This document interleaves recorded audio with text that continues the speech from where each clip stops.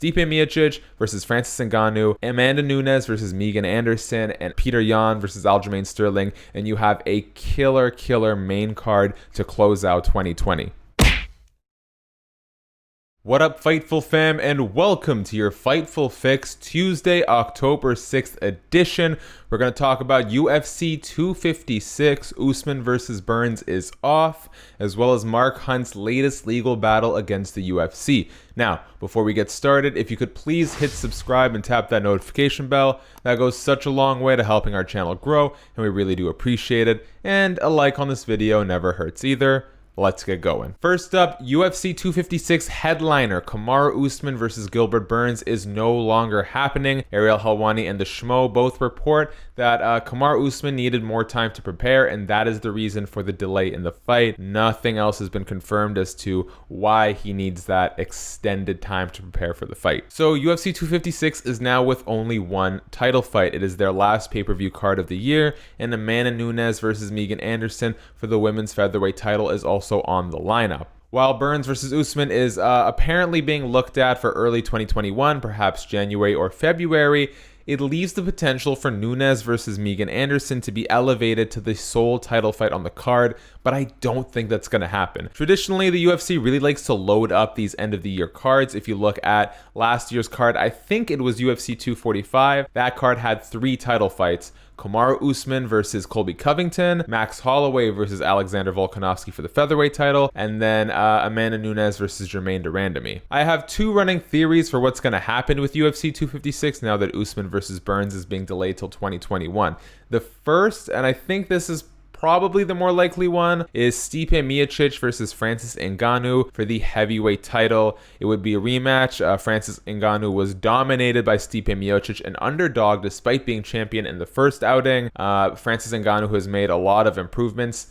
So it seems it's kind of hard to tell because no one has been able to test his wrestling since the Miocic fight based on just how powerful, dynamic, and talented of a striker Francis Ngannou is.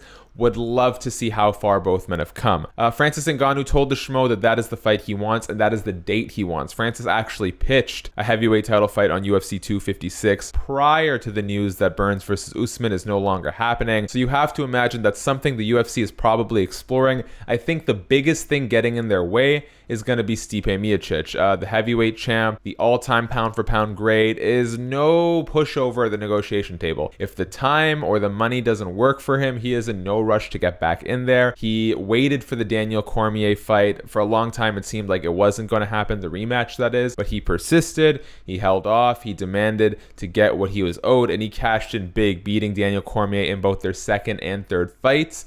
And he's poised to really do what he wants right now. So I would like to think we're going to get Miocic versus Ngannou at UFC 256 as the headliner, but that's only really going to happen if Stipe plays ball. The other option is Petr Yan versus Aljamain Sterling for the UFC bantamweight title. After much teeth pulling, Dana White said that Aljamain Sterling was next in line for newly crowned champ Petr Yan's bantamweight title, although the UFC has yet to officially book the fight, which is strange to me. Sterling has never been shy of pleading his case on social media, and following the news that Usman versus Burns was off, Aljo took to social media, took to Twitter and said, hey, book me versus Petr Yan for that fight.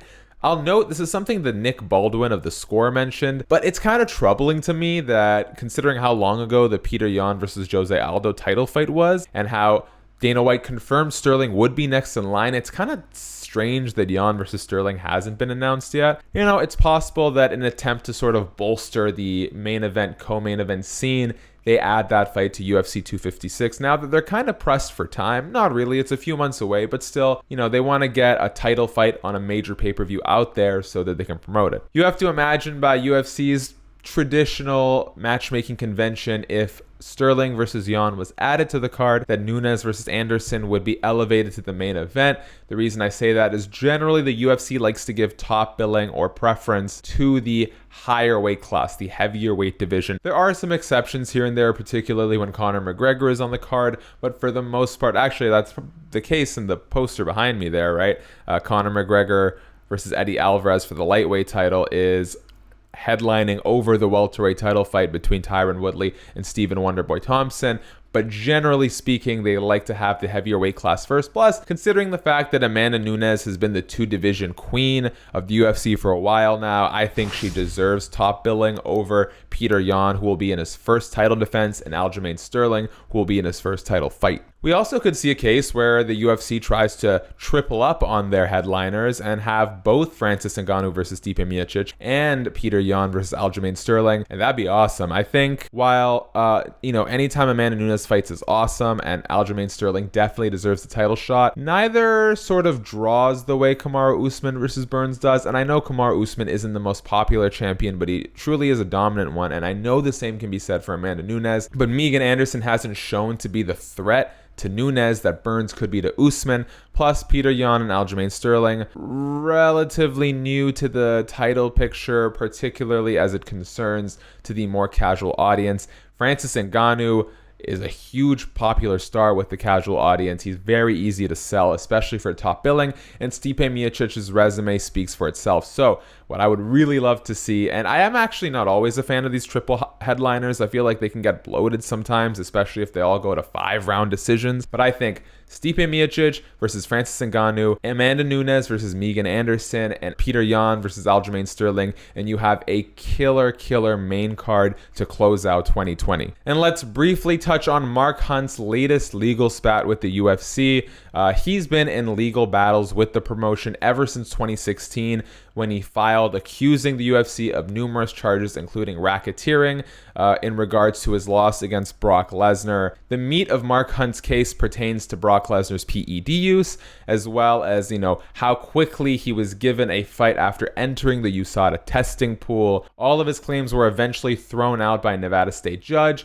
Now, Mark Hunt and his legal team is appealing the decision, stating that the judge didn't seem to really have an accurate assessment of what fighting is when comparing Mark Hunt's fight to Brock Lesnar to a Major League Baseball player accidentally getting struck in the head with a baseball. I don't have any legal expertise, but based on the fact that all of Mark Hunt's allegations against the UFC, Brock Lesnar, were thrown out, I can't imagine him making a whole lot of headway appealing it. I do hope that, Mark Hunt comes out in the positive for this, mostly because he's probably put a lot of money into this case. He's not actively fighting very much anymore, and I would hate to see him lose a bunch of money over this case. I think the nail in the coffin for him, at least for a lot of fans, has been that in this case, he's stating, Brock Lesnar was on PEDs. It was not fair. I'm supposed to be protected from fighting people on banned substances. But before the fight in the promotion leading up to the card, he said, I know Brock Lesnar is juiced up to the gills and I'm going to knock him out anyway. So it seems like he sort of condemned himself in that regards. But I think his stance is, regardless of what I say, there is an expectation that USADA will catch cheats and the UFC will not